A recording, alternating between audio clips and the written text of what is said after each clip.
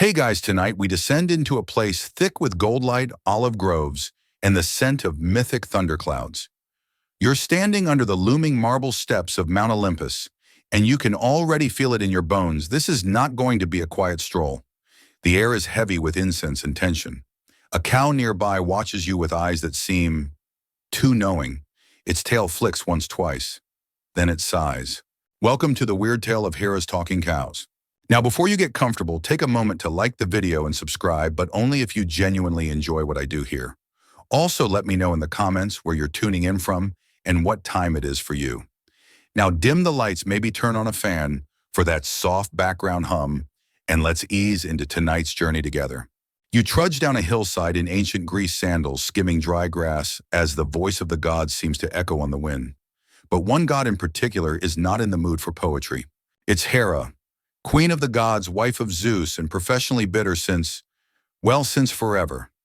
Her official job description might include watching over marriage and family, but don't let that fool you. Her unofficial hobby is vengeance, specifically against any mortal woman her husband Zeus can't keep his lightning bolts off of. And tonight she's seething. You walk into a celestial hall, gleaming columns, golden peacocks carved into everything, and see Hera pacing in circles. Her robe swishes like thunderclouds in fabric form.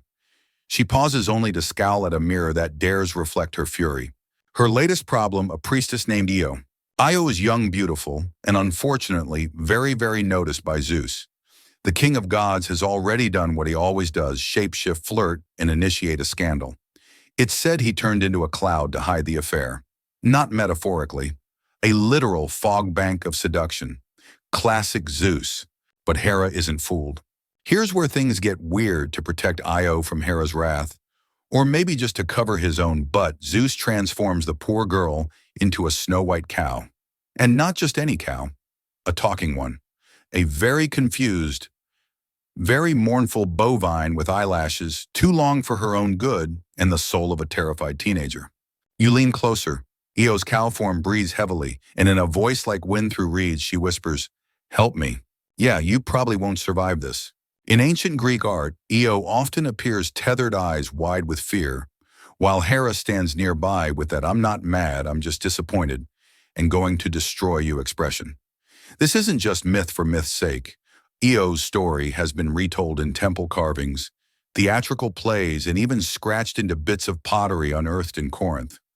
One amphora fragment shows Io mid-transformation, half girl, half heifer, all horror. Historians still argue whether her tale was a parable about chastity, loyalty, or just a divine cautionary tale about the dangers of dating above your species. You trail behind Hera as she approaches the cow with deliberate calm. Her hand reaches out, not for affection, but for possession. She demands Zeus gift her the cow. He agrees too quickly, smiling the kind of smile that says, "I hope this ends better than last time." Spoiler, it never does. Once Io's under her control, Hera appoints a guard, not just any guard, Argus Panoptes. You'll meet him properly soon, but even from here, you catch the glint of 100 eyes blinking independently across his skin like a badly synced security camera system. Argus isn't friendly. He doesn't blink. That's kind of his whole thing. But tonight the cows are eerily quiet. Here's a quirky tidbit in some versions of the myth, Hera's sacred herd. Yes, she had a whole divine cow collection, could speak in human tongues when they were fed the right herbs. Laurel myrrh and something suspiciously similar to ancient fennel were said to unlock their voices.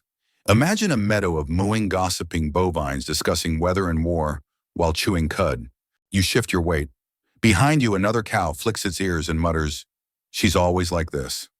Drama queen. You spin, but the cow just blinks slowly, chewing like nothing happened.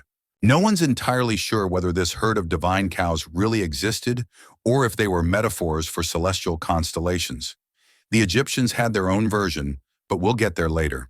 What's key now is that Hera isn't just being petty.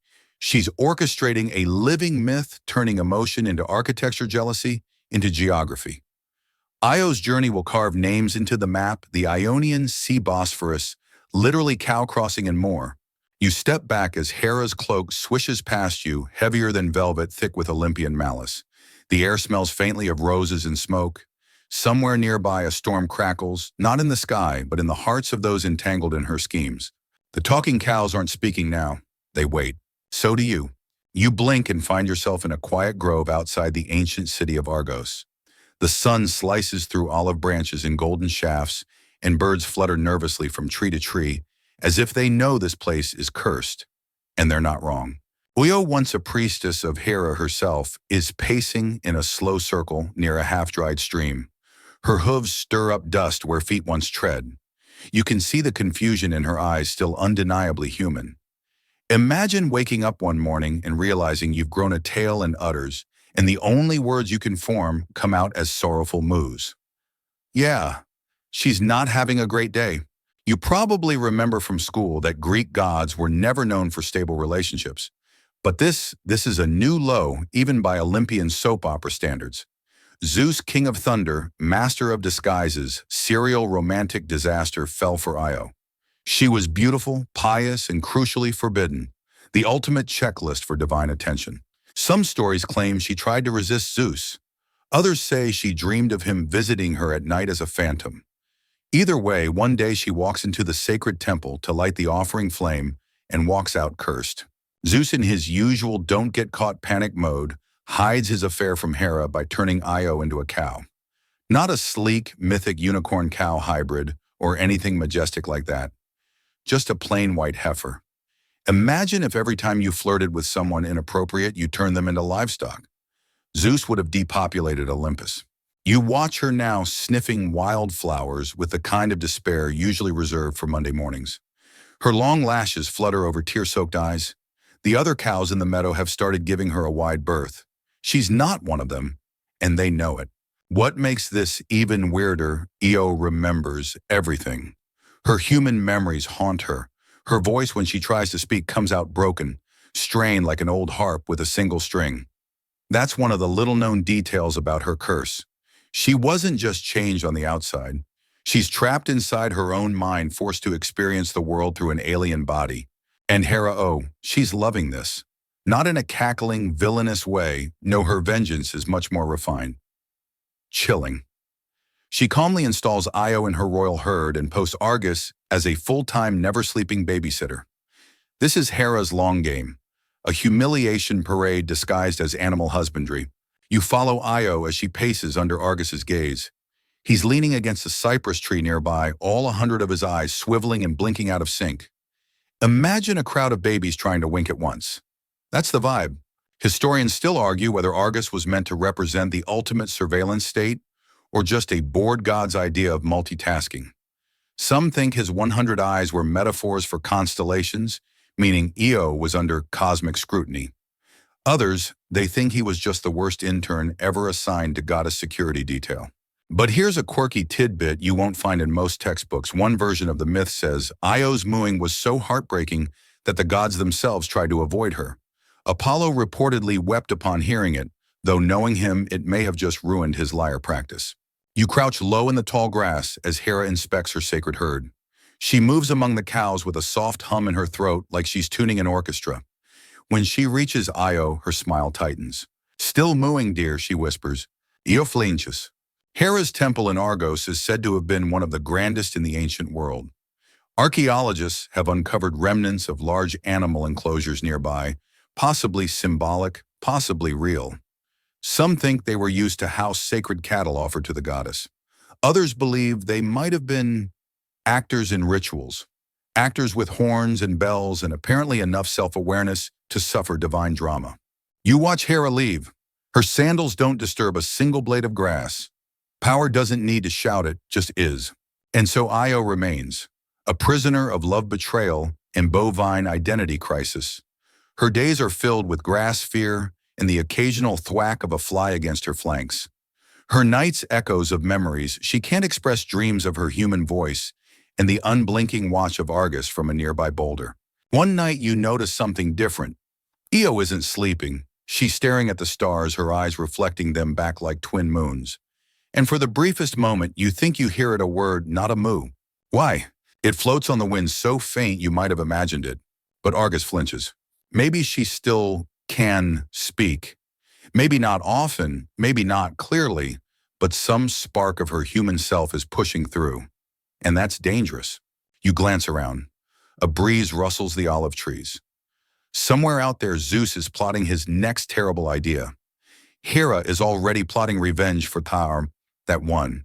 And in the middle, you stand among sacred cows, divine grudges, and a woman who just wants her body and maybe her sanity back. For now, all you can do is listen. The cows have stopped chewing. They're watching Io. So are you. Section 3. You're still crouched in the tall grass as dawn slides its golden fingers over the fields, and Argus is already awake. Well, that's not accurate. He never sleeps. One of the perks or curses of having 100 eyes.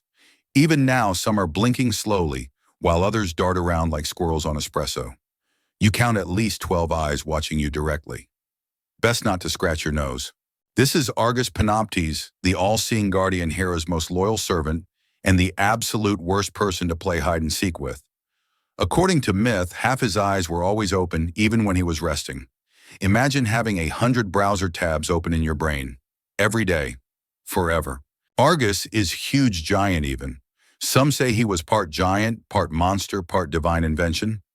Others argue he was more metaphor than man, representing constant vigilance or the surveillance powers of the state. Historians still argue whether Argus was inspired by real-world gatekeepers like temple guards or elite warriors, or whether he was a poetic device to explain how nothing escapes a divine notice. But in this quiet pasture, he's just a looming, slightly twitchy nightmare of eyeballs and body odor. He's not the most intellectual type either. Loyal, yes. Diligent, yes. But let's just say that when the gods passed out wit and charm, Argus was in the extra-optic nerves line. You watch him stroke his chin thoughtfully, gazing at a bush that might be a little too leafy. Is he suspecting a plot, or just trying to remember if he left his lunch behind it? You follow his gaze, and Io, still a cow, stands nearby her flank, glinting in the morning sun. She shifts uneasily, her tail flicking. You swear her body language says, "This again." Argus's job is clear: don't let Io out of sight. Ever.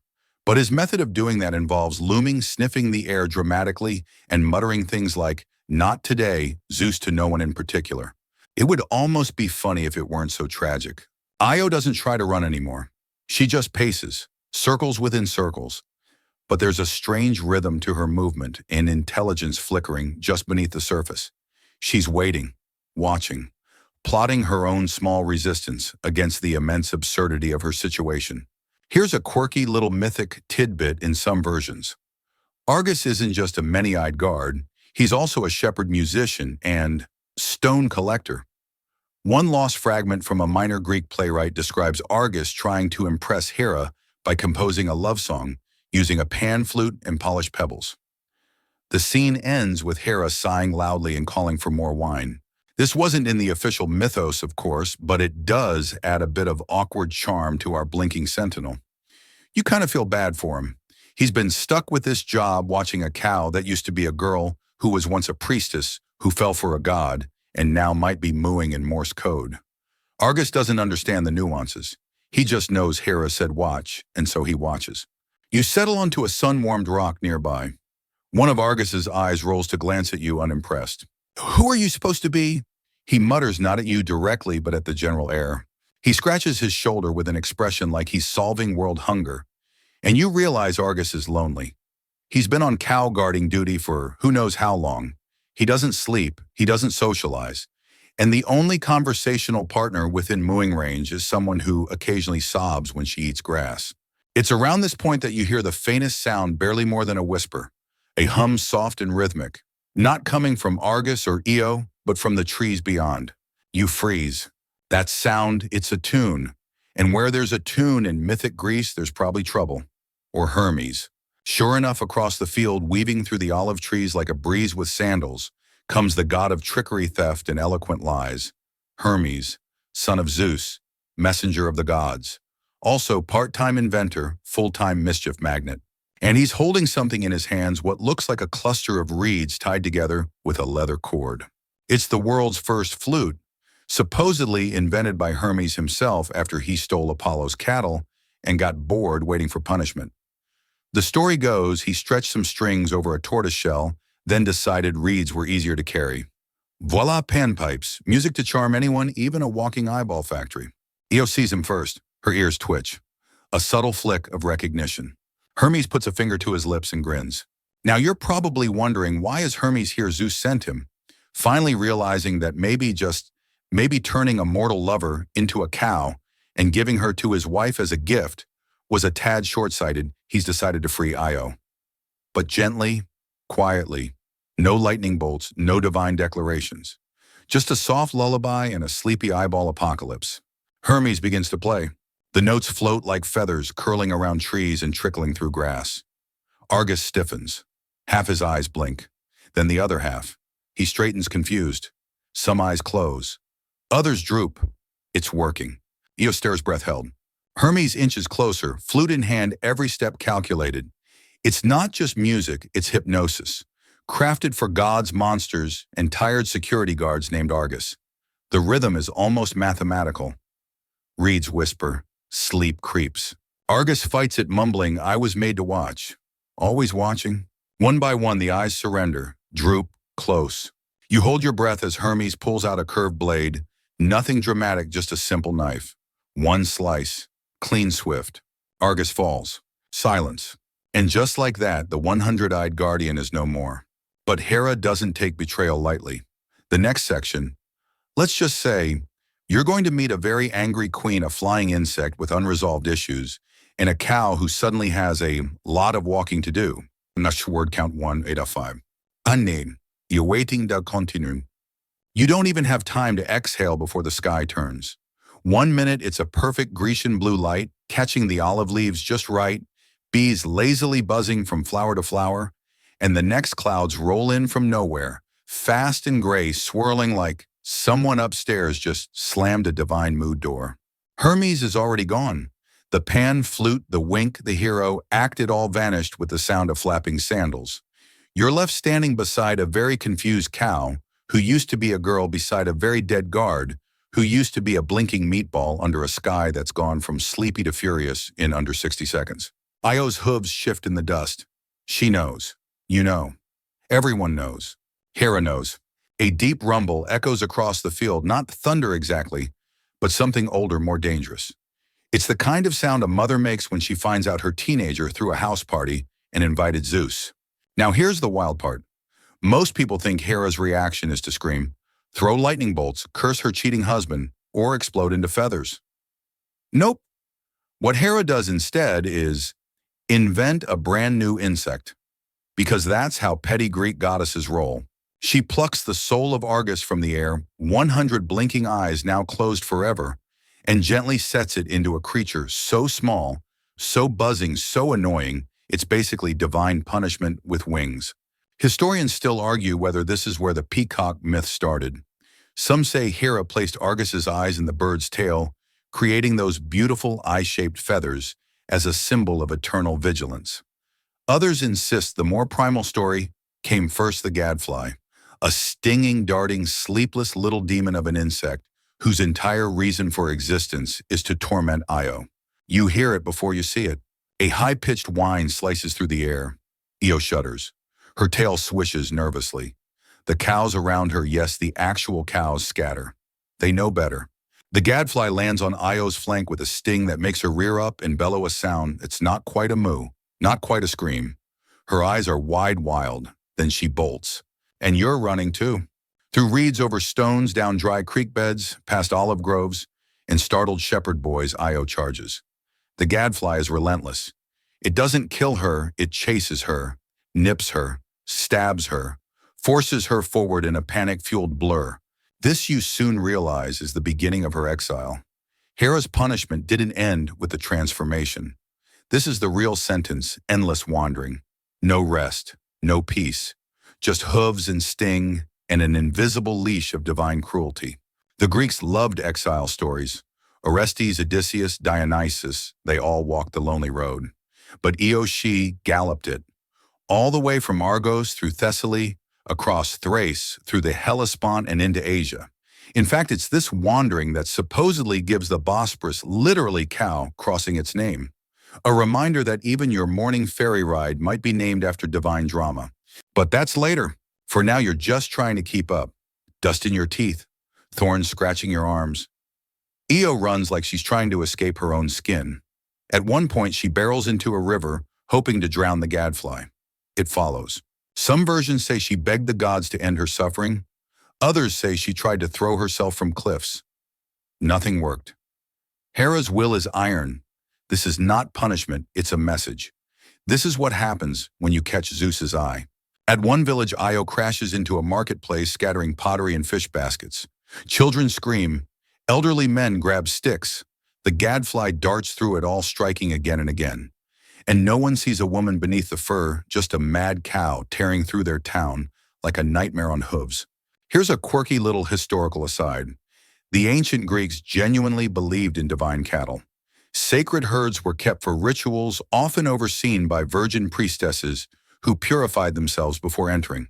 But a cursed, half-divine, still-conscious cow wandering the earth that wasn't in the instruction manual.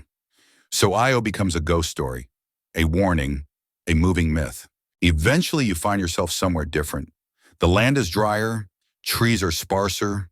Io's gait is slower now, her sides heaving. The gadfly is gone for now. It always leaves eventually, but it always comes back. She collapses by a riverbank. You do too. The water is cold and shallow. She drinks. You watch her eyes. They're glazed but not vacant. She's still in there, still fighting. For the first time in what feels like days, you catch your breath. But not for long. A rustle in the reeds, something large. You tense. Another beast, a god, a monster. Nope. A talking cow. It's not Io. It's another one. She steps into the clearing with cautious elegance, her brown coat catching the light just right. Her voice, when it comes, is clear and strangely musical. You're far from Hera's field, she says. Io stares. You stare. The new cow chuckles softly. Oh yes, there are more of us. More cursed women. More victims of Zeus's flings and Hera's wrath. Apparently, yes. And they've been talking. You blink hard, rubbing dust from your eyes because either the exhaustion has finally broken you or that cow just spoke. In perfect Greek, with a faint Thessalian accent no less. But she's still very much a cow. 4 hooves, twitching ears, moist nose. Yet her voice flows with weary intelligence, and something in her eyes, bright, calculating, scarred, tells you she's seen far more than barns and pastures.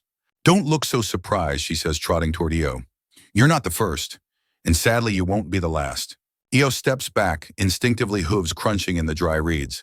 The tension between them is palpable. You can almost smell it, or maybe that's just the earthy mix of fur mud and dread. Either way, your brain is still screaming, what is happening? But your legs stay frozen. Amelia, the talking cow, says, tilting her head. Zeus and I, well, let's just say we met in a thunderstorm. Ah, there it is. Another name added to the list. Another life rewritten with godly ink and cow-shaped punctuation. Turns out there's a whole herd of them. Not just metaphorically, literally. A hidden sanctuary somewhere between myth and exile, where Hera's transformed victims gather to moo graze and apparently organize. Amelia leads them, or rather they led themselves. Because after a few years of running from gadflies, bearing divine shame, and being confused for cattle by confused shepherds, a few of these cursed women decided that enough was enough. We call it the Grove, Amelia says, glancing toward the distant hills. A place beyond Hera's gaze, where we can speak freely. Io snorts softly, not a dismissive snort, a curious one. Amelia continues. We've reclaimed the gifts they stole from us. Language, memory, choice. And here's your fringe tidbit of the day in one obscure vase painting from the Cycladic Islands. A group of female cows is depicted standing around a fire, wearing what looks like priestess robes. Scholars long assumed it was some weird rural fertility rite. But what if it wasn't? What if it was a hidden nod to the secret history of Hera's cursed silenced lovers? Historians still argue whether the talking cows of myth were symbolic stand-ins for disenfranchised, women marginalized voices, or literal transformations driven by divine politics. But Amelia, she's not interested in debate. She's living proof. She walks to Io, brushes her muzzle gently against her cheek. You're still in shock. That's normal, but we can help you remember. Remember, you whisper, surprised to hear your own voice again. Amelia nods. The curse fogs the mind. Hera's design. Keep them mooing, not thinking. But the more distance you put between yourself and her rage, the more it fades. Slowly you return. And just like that, Io's eyes flicker with something sharp and painful and human. Argus is dead, she murmurs. You barely catch it, a low sound like hooves dragging through memory. Melia nods grimly. So it begins. You learn that the grove is always moving. It has to be. Hera's not an omniscient force, but she's got eyes. Many of them. Some say the peacock's tail is still watching. Others believe the goddess whispers through storms, tracking the scent of rebellion, like a bloodhound in silk sandals. So the cows know the women never stay in one place for long. They meet in shadowed meadows, deep caves, abandoned temples overtaken by moss and ivy. They pass messages with hoof prints, tail flicks, carved symbols in bark. It's basically an underground network of mythological resistance plus Kiyud. As the sun climbs higher, Melia leads you and Io through a narrow canyon. On the other side, you see it a glade wrapped in twisted trees, their branches hanging low and tangled, forming a natural veil. The air changes as you enter, cooler humming, faintly with magic. You half expect fairy lights and ambient harp music. Instead, you're greeted by silence. Watchful, heavy, serene. And then they step out. 5, maybe 6 more cows each with their own markings. Black with a crescent on her forehead, chestnut with a white sock, tawny with eyes like embers. And each of them meets Io with slow, respectful nods. The one with ember eyes speaks. We heard the peacock scream last night. Argus. Io nods once. They form a loose circle around her, murmuring comfort, not with words but gestures. It's a ceremony, you realize. Not formal, but sacred. Recognition of suffering. Welcome to the sisterhood of hoofed resistance. It's not all serious, though. One of the cows mutters, "Took her long enough," prompting a chorus of soft giggles. Another adds, "I hope she brought news that isn't about boils or bee stings." A few even nudge Io gently, like aunties fussing over a niece who just moved home from college under very strange circumstances. You're still wrapping your head around this secret society when Melia turns to you. You're different. You blink. "I'm just visiting." "No one just visits," she says, voice low. "You saw her, you followed, and you weren't supposed to." "What does that mean?" Melia just smiles cryptically. "It means the story's not done with you yet." Behind her, the others begin to hum a low, haunting sound, like the distant call of whales mixed with wind through stone. It vibrates in your chest, in your bones. It's not music, it's memory. Io closes her eyes. And for the first time since her transformation, she speaks not as a cow, not as a victim, but as Io. "My name is Io, daughter of Inachus, priestess of Hera, beloved of Zeus, cursed by gods, chased by insects, and now I remember." Silence. Then the glade erupts in soft stamping and snorts of approval. It's their version of applause. Io has returned, but there's still one problem. The curse isn't over. Nasa Wursur is Surikanon. Section 6. The moment stretches long and quiet, like the pause between breaths or thunderclaps. Io stands still in the clearing, surrounded by her unlikely sisters, her mind reawakening like ancient scrolls unrolling in firelight. But though her voice is back and her memory burns bright, the cow skin still clings. Hera's spell is not so easily undone. "You remembered," Melia says softly, stepping forward. "That's the hardest part. Then why am I still like this?" Io asks, lowering her gaze to the cloven hooves she can't ignore. "Ah, yes, the cruel twist. Remembering who you are doesn't mean the world does." The others exchange glances. Ember Eyes coughs gently. "Because remembering is step 1. Surviving is step 2, and step 3, well, step 3 is complicated. Here comes your historical fact of the night. In many ancient mystery religions, like the Eleusinian mysteries, knowledge wasn't enough. Participants had to endure ritual trials, purifications, symbolic deaths. Enlightenment came only after transformation. The old self had to be stripped away quite literally before rebirth. Apparently, Hera's curses operate on similar mechanics. "It's tied to land a legacy," Melia explains, pacing slowly. "To break the form, Io has to break the cycle. Not just her own pain, but the trail of damage Zeus left in his wake. Only then can Hera's grip be weakened." You want to ask, why is she the one who has to fix it? Why doesn't Zeus lift a divine finger and do something useful for once? But that's the thing about old myths, they rarely make things fair. Heroes suffer, innocents carry guilt, and the king of gods is usually off somewhere, turning into birds and seducing mortals. We've tried rituals, another cow murmurs. We even lured an oracle to the glade once. She only mooed at us and ran into a tree. Melia chuckles. She claimed later it was a vision, but I think she just panicked. There's warmth in the group. Humor, even dark as it is. They've built something like a life here somewhere between myth and exile. But Io isn't here for settling. I can't stay, she says quietly. Not while that thing is out there. Not while Hera still watches. Melia doesn't argue. She just nods like she's known this day would come. The gadfly will find you again, she says. And it won't stop until you cross the river. Which river? Messorm. The river of fire. Oh, good. That sounds totally doable and not terrifying at all. You still trying to stay semi-relevant in this mythological fever dream, clear your throat.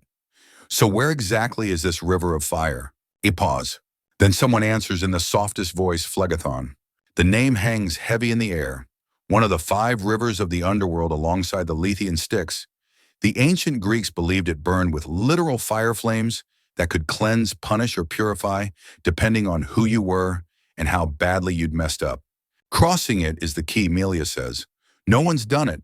Most of us aren't brave enough to try. But if anyone can, it's Io.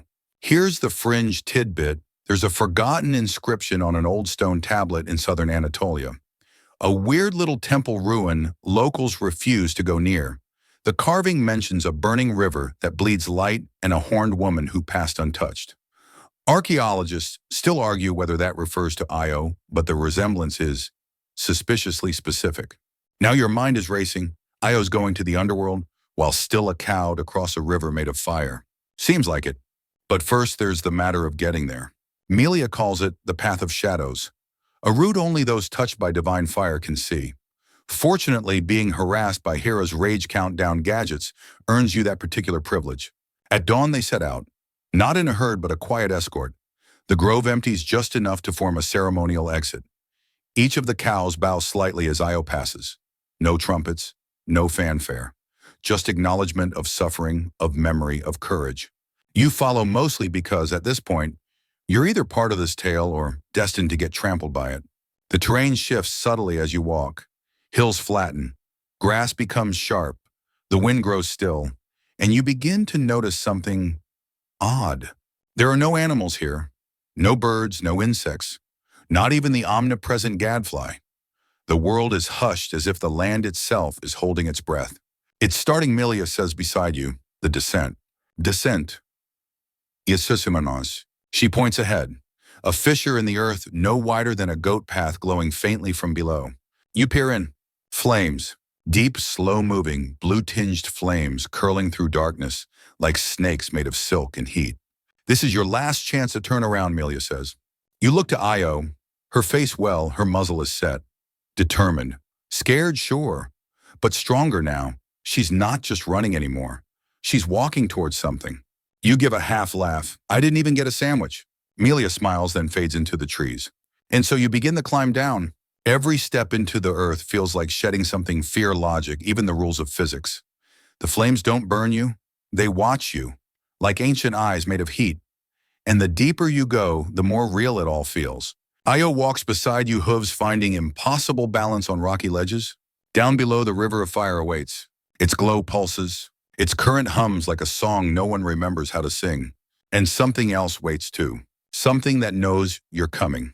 Took your word count 1087. is awaiting continue. The flames shift as you reach the base, licking at the blackened stones like dancers lost in trance. The river Phlegethon sprawls before you, not like a normal river, not something you'd ever swim or wade through. This thing burns sideways, fire curling as liquid flickering in molten ripples that make no earthly sense. It's wider than you expected, maybe 15 feet across, maybe 50. It's hard to judge because the world bends around it. The heat doesn't sear your skin, but your mind. Your thoughts start to slow, then race, then spin in loops. Io stops at the edge, one hoof raised just above the smoldering bank. She stares into the burning current. So this is it, she says softly. You glance at her. You don't sound surprised. I've seen it in dreams. Since before the curse.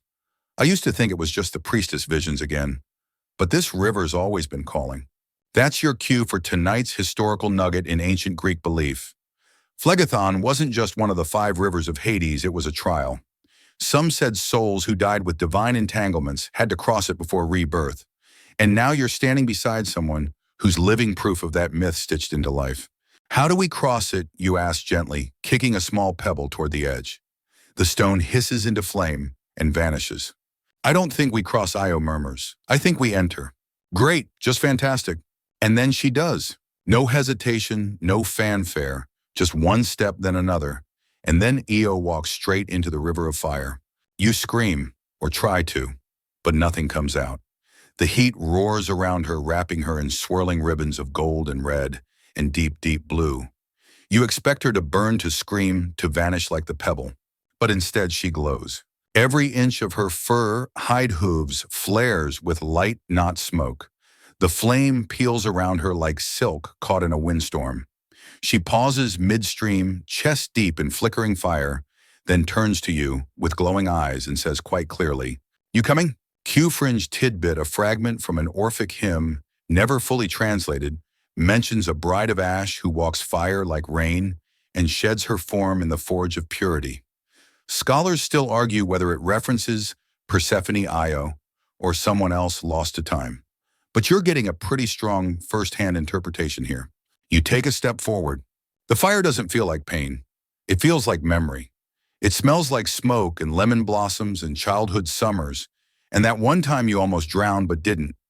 It wraps around you with fierce gentleness, a contradiction made physical. You wade in. Your breath catches, your heartbeat stutters, your skin doesn't burn, but it remembers what burning would be like. You sink beside Io, the two of you, now standing in a river that has never seen water. Time shifts. The world tilts. You hear whispers, not voices exactly, but recognition. The fire speaks in stories, not words, not languages. Just memory and consequence and flickers of unfinished things. And then it happens. Io begins to change. Not explode, not combust, not melt. Change. Her hooves lift slightly from the riverbed. Her body stretches upward, rippling with blue-white light. Her fur thins, disappears. Her spine realigns. Her face, once bovine, reshapes into something utterly human and hauntingly beautiful. You're watching a woman be born from a cow in a river made of fire. And honestly, this is now the 5th weirdest thing that's happened this week. She stumbles slightly, catches herself, breathes in, and gasps like someone breaking the surface of deep water. Her eyes widen, her fingers twitch. Yes, fingers. Io is herself again, naked, glowing, and furious. Not with Hera, not even with Zeus, with Hera history. Why did no one stop this, she says, voice trembling with both fury and awe. Why did they let her punish us? You don't answer. Because, well, how do you explain thousands of years of patriarchal myth politics while knee-deep in eternal fire? But then the fire does something strange. It starts to pull at you, gently, insistently, as if saying, you too. Wait, you mutter, I'm not cursed. I'm not even in the story. But the fire doesn't seem to care. It begins lifting your memories, the ones you buried, forgotten, never had time to deal with. Regret, jealousy, a dumb thing you said in 8th grade. That one time you walked away from someone you should have helped. It doesn't hurt exactly. It just purifies. You're here for a reason, Io says quietly, watching you. And for a moment you feel it. You're not a hero. You're not a god. But you are a witness, and sometimes that's enough. Then the fire releases you both. The river fades behind like mist in reverse.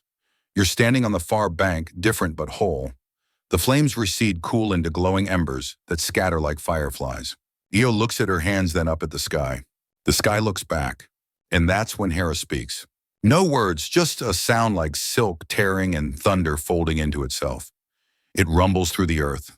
The sky flickers. The trees bend away in submission. The voice of the goddess is not kind, but it is clear. You defy me. Io lifts her chin. I reclaim myself. Silence. Then lightning arcs across the horizon, not a strike, but a warning. She knows, Io says almost gently. She knows I crossed the river. And now, Cornewan. Now the real chase begins. Because Hera does not lose. You don't run at first, that's the weird part. You just stand there beside Io, feet on scorched earth, watching the horizon unravel like a scroll on fire. The sky itself seems to groan. Trees twist like they're leaning away from what's coming. And there, far in the distance, a dark smudge begins to move. It's not wind. It's not a cloud. It's her. She's sending it, Io says, her voice as calm as a fire alarm. The true form of the gadfly. You blink. Wait, the what now? Let's rewind for a second because it turns out that buzzing little annoyance from earlier, the gadfly Hera sicked on Io to torment her during her cursed wanderings. Yeah, that wasn't just some magical mosquito with anger issues. It was a larval form. Like a cursed Pokemon evolving only more horrifying. Ancient myths say Hera created it from the pieces of envy and vengeance too dangerous to leave in her own body. Some call it Alastor, the tormentor spirit. Others claim it's simply an extension of Hera's gaze, something that hunts shame like a scent. Whatever it is, it's bigger now. And it's coming for you. Here's your scholarly debate of the night. Historians still argue whether Alastor was ever meant to be an individual creature or more of a general title for avenging spirits. The confusion comes from ancient sources using the name for both singular monsters and abstract concepts. Personally, you're hoping it's just one monster because a whole species of these things would be an apocalypse in a box. Anyway, you run. You and Io dash through brittle fields that crackle underfoot, smoke curling up from the footprints you leave behind. Her legs are long and fluid now, human again, but she runs like she remembers being a creature of speed and grace. You, on the other hand, run like someone being chased by divine wrath and bad life choices. The wind screams. Not poetic wind, literal screaming. It sounds like a choir of bees with laryngitis and a grudge. It's getting closer. Up ahead, a structure looms. Low walls, broken columns, something that was once a temple now half buried in time and dust. The doorway yawns like a mouth waiting to speak secrets or swallow you whole. Io doesn't hesitate. She ducks inside. You follow, heart hammering. The moment you cross the threshold, the sound cuts off. No buzzing, no screaming wind. Just silence so thick it feels like wool stuffed in your ears. You look around. The air here is wrong, still and heavy like water that forgot how to flow. Io walks slowly to the center of the room where a massive altar stands. She runs her fingers across its surface. This is where she bound the first one, she whispers. First, what you ask? First woman who disobeyed. Well, that's a comforting bit of feminist mythology to stumble into. Fringe tidbit time. There's a forgotten inscription on a stone tablet in Bocia that mentions the altar of flesh forgetfulness, where a bride of bulls was once shackled for 3 nights without name or voice. The Greeks didn't exactly clarify what that meant, but this temple might be it. The walls pulse faintly. You realize with a chill that the stone is warm beneath your fingers. Alive, not quite. But something lingers here. Something old and exhausted. This place is protected, Io says. A fragment of someone else's defiance carved it out. Even Hera won't touch it directly. So, safe zone, you ask? For now. You let out a breath you didn't know you were holding, then promptly sit on the floor, which is still warmer than it should be. Io stays standing. She's scanning the walls now, tracing patterns with her fingertips, spirals, glyphs, half-erased names. They were all like me, she says. Victims, but not weak, just rewritten. You think of history books, of how often women get mentioned only as lovers, wives, wrong figures, footnotes to male legends. I was done being a footnote. She presses her palm against the altar. A soft hum begins low, like the earth itself is singing. Suddenly your vision blurs, and you see them, flickers of women shimmering like ghosts made of candlelight. Horned, crowned, crawling, screaming, dancing. Some still in cow forms, some shifting between selves. One whispers something as she passes. Fonmo eches alatofosmo paramene. I lost my voice, but my light remains. Io closes her eyes. I can feel them, all of them. Then she steps back, and something rises from the altar. Not a spirit, not a monster. A mask, horned, gold, inlaid with symbols so old your mind wants to forget them the moment it sees them. This is mine now, Io says, lifting it. The curse became my face. Now I choose the face it becomes. You half smile, half shiver. So what's some kind of divine vigilante now? I'm justice without Zeus, strength without Hera. She puts on the mask and vanishes. No puff of smoke, no swirl of wind. Just a gone. You leap up, panic flaring. Io! A whisper from behind you. I'm not hiding. I'm shifting. You turn. She's there. Taller. Armored in something that looks like starlight hammered into silk. The mask now part of her face, not covering it, but merging. Her eyes burn like coals through dark water. I see everything she says. And in that moment, you believe her. But the silence is cracking. The buzzing returns. Alastor has found you. The sky above the temple groans, splits like a wound. Through it descends something made of stingers and wings and molten fury. It doesn't look like an insect. It looks like a memory of every bad thing that ever hunted anything. Io steps forward. No more running, she says. You try to speak. You can't. Your voice catches in your throat like it's too sacred to interrupt. The thing screeches, and Io lunges. The fight doesn't begin with a roar, it begins with stillness. One moment Io stands in front of you like a statue carved from thunder. The next she blinks forward just a blink, and the entire space bends. Air cracks like snapped twine. Dust lifts in slow-motion spirals, and above the ceiling of the temple stretches as if the sky's mouth is trying to open wider to watch what's about to unfold. You see the creature now, Alastor. It doesn't have a body so much as a collection of wrongs. A tangle of barbed legs, wings that seem to slice reality in strips, and a pulsating core that flickers with Hera's fury. It shouldn't be flying, but it hovers anyway, wings buzzing in a pitch that makes your teeth throb. Every beat stinks of burned honey and betrayal. Io leaps. She lands on its back hands buried in the spines that rise from its chitin. The thing screams not like an animal, but like a guilty verdict yelled across a canyon. The sound knocks you backward into the altar. Io doesn't flinch. She tears a piece off its shell, flings it like a discus. It embeds in the temple wall, still writhing. That's when you realize she's not just fighting. She's purging. Mainstream history note, some lesser-known Greek mystery cults worshipped a figure called the Masked Maiden, a divine force that appeared in times of injustice.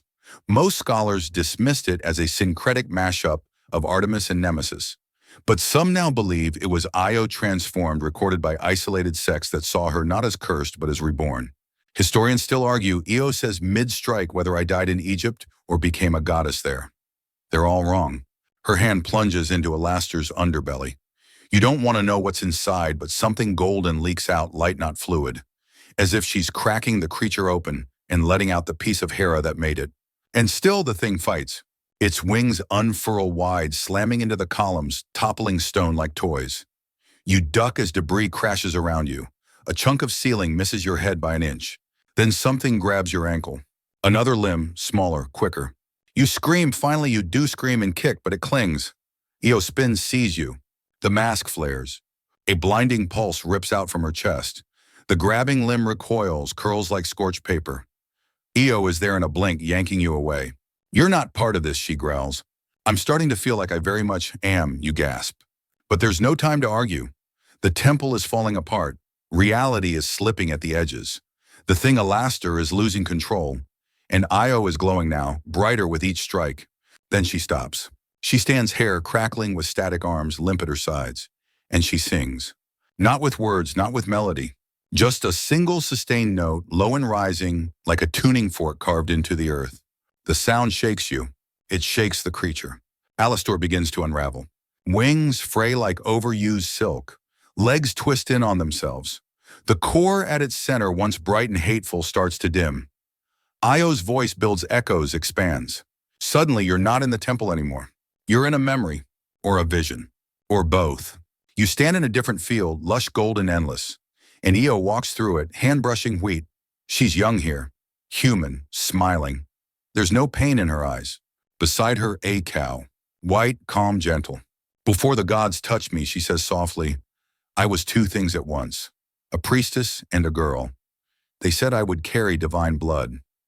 I didn't know they meant this. The cow lingers beside her, then fades. She looks at you.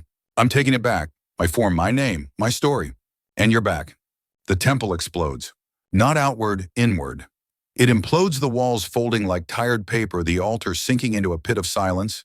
You land on hard dirt outside, coughing, ears ringing. The ruins smolder. Io stands in the center of it all, her mask gone. Her face is bare, tired, glorious. She breathes in. Alastor is gone. You stumble to her side. Is it over? She shakes her head. No, just the first echo. What now? She looks east. The cows. Of course, the talking cows. You almost forgot. Io begins to walk barefoot across the ash. Her footprints glow faintly. You follow. This time she speaks not with rage but with certainty. They're not just my curse. They're her experiment. Hera's, yes. She scattered fragments of my soul, my voice, my defiance into every beast she marked. Not just cows. These cows. The ones that talk. The ones that whisper to girls in dreams. Fringe tidbit. In a remote Thessalian village, there are local stories of sleep cows, cattle that speak in dreams and warn of betrayal. Most folklorists laugh it off as rural superstition, but Io just gives you a look that says otherwise. She didn't silence me, she says. She multiplied me. You squint at the horizon. A herd appears. Not grazing. Waiting. Hundreds, maybe thousands of cows. All motionless, all facing you. Their eyes glow faintly. Then in unison they speak. Welcome back, Io. The voice is layered, not creepy, just vast. It echoes like thunder through velvet. You freeze. Okay, I'm gonna be real honest. I did not see this part coming. Io smiles. Not like a warrior. Not like a goddess. Like someone who has finally come home. You blink, trying to adjust to the surreal chorus of talking cows. The voices ripple across the fields like a hypnotic wave, low and resonant, filled with something ancient and knowing. Their words don't just reach your ears, they seep into your skin, vibrating the hairs on your arms, whispering secrets only the night can hold. We are the echoes, the herd intones, the fragments that Hera could not bind. You glance at Io. Her eyes are steady, reflecting the eerie luminescence of those bovine orbs. She stands taller now, the memory of her mask still etched into her expression, a symbol not of imprisonment, but of reclamation. This scene feels plucked from a dream, yet it's unmistakably real. You remember reading once about the ancient Greek belief that cows were sacred to Hera, symbols of nurturing and fertility. Temples often featured her with a heifer at her side, an image both tender and commanding. The mainstream historical fact stands clear. Hera's association with cows is one of the oldest threads in the tapestry of Greek myth. But here's a quirky tidbit that might tickle your brain. Some fringe scholars have speculated that the talking cows are remnants of an older pre-Hellenic cult, possibly linked to matriarchal goddess worship.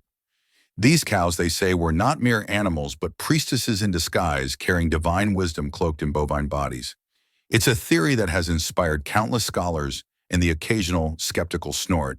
You wonder if this is where Io's power really comes from. Not just her curse or her divine mask, but the collective will of these ancient, mysterious creatures. As the herd's voices fade into a gentle murmur, Io turns to you. Historians still argue whether these cattle of speech were ever truly part of Hera's wrath or a rebellion she couldn't control, she says. But I know the truth. They're part of me and part of her, tangled like threads in a tapestry. You take a breath, feeling the weight of it all, the gods' curses made of cows and the impossible truth whispering in the night. And somehow, despite everything, it feels like a beginning. You don't know how long you stand there soaked in moonlight and cow whispers, but the world feels different, like you've slipped behind the scenes of reality and peeked into a backstage only a few dare to visit. The herd starts to move slow and deliberate, as if deciding where the night's story should take you next. Io steps forward, her feet barely making a sound on the cool grass. We have to follow them, she says. The cows know where Hera's power lingers.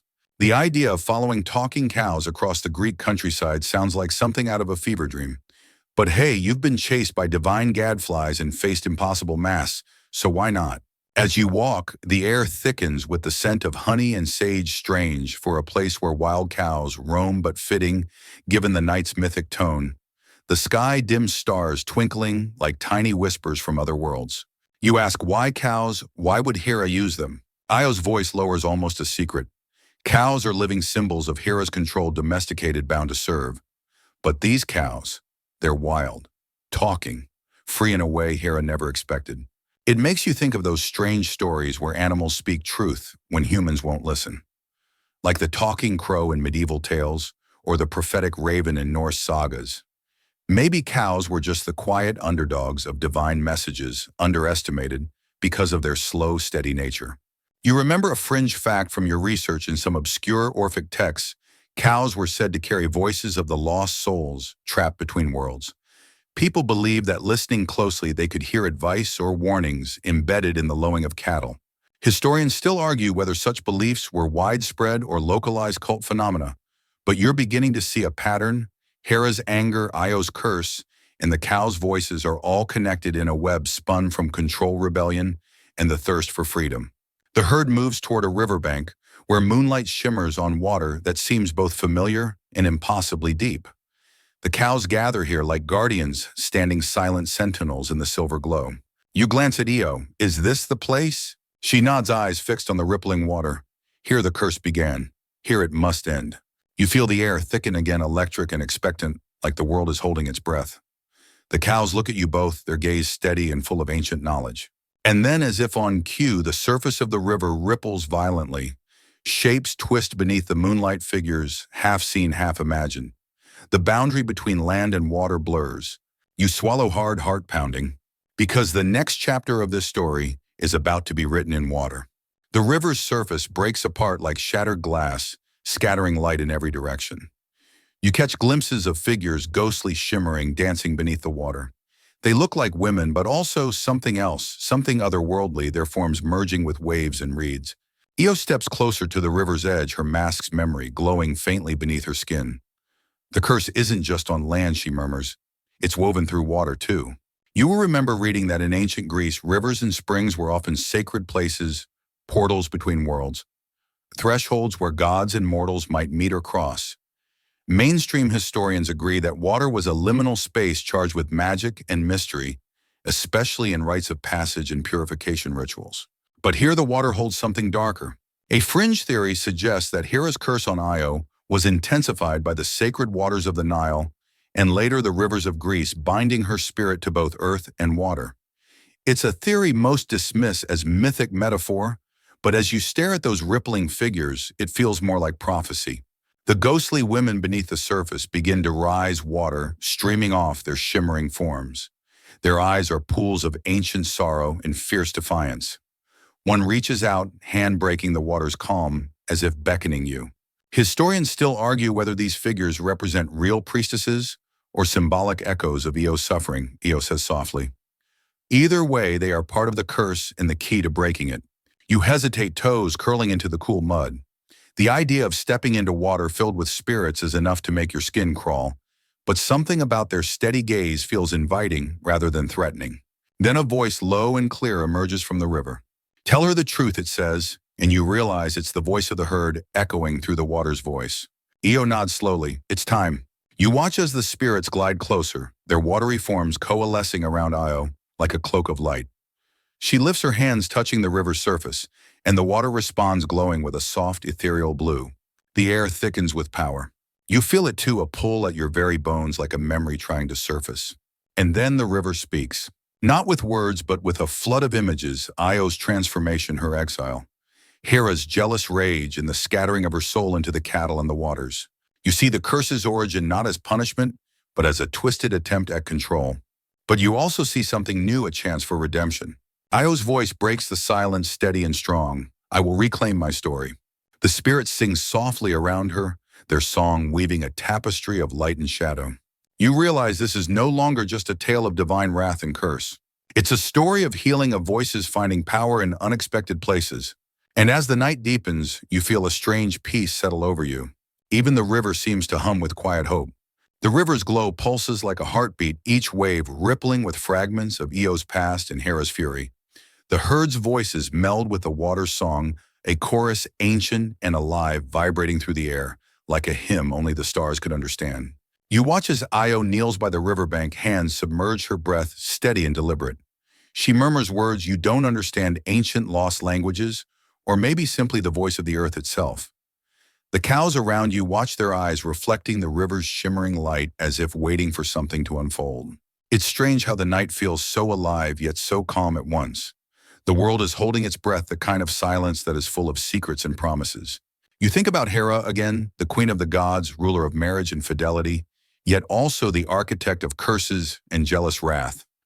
Her relationship with Io is tangled and tragic, marked by control and rebellion, like two sides of a coin tossed into the cosmos. Mainstream historians point out that Hera's wrath was often directed toward mortal women who attracted Zeus's attention, a pattern of divine jealousy that shaped many myths. Yet the story of Io goes deeper, hinting at themes of transformation and voice. Here's a quirky tidbit. Some ancient artworks depict cows with eyes that seem almost human. wide expressive as if they harbor wisdom or memories. Scholars debate if these were artistic flares or symbolic attempts to humanize the divine cattle, suggesting the blurred line between human and animal in mythic storytelling. Historians still argue whether Io's transformation was punishment or a form of protection, a debate that reflects the complexities of divine justice in Greek mythology. You look at Io, her silhouette framed by moonlight and magic, and you realize her journey mirrors something universal, a search for identity amid chaos, a reclaiming of voice when silenced. Suddenly, the cows begin to move in a slow, deliberate circle around the river's edge. Their voices rise again, a low hum vibrating through your bones. Iris's water dripping from her hands, eyes glowing with newfound strength. This is where the story turns, she says softly. Not toward destruction, but rebirth. You feel it too, a shift in the air like the world itself has exhaled. The cows begin to scatter their voices, fading into the distance, leaving behind a lingering sense of promise. And as the night grows still, you realize that the tale of Hera and the talking cows is far from over. It is a story alive, whispering through the ages, waiting for those who dare to listen. The first light of dawn filters through the trees, casting a soft golden haze over the land.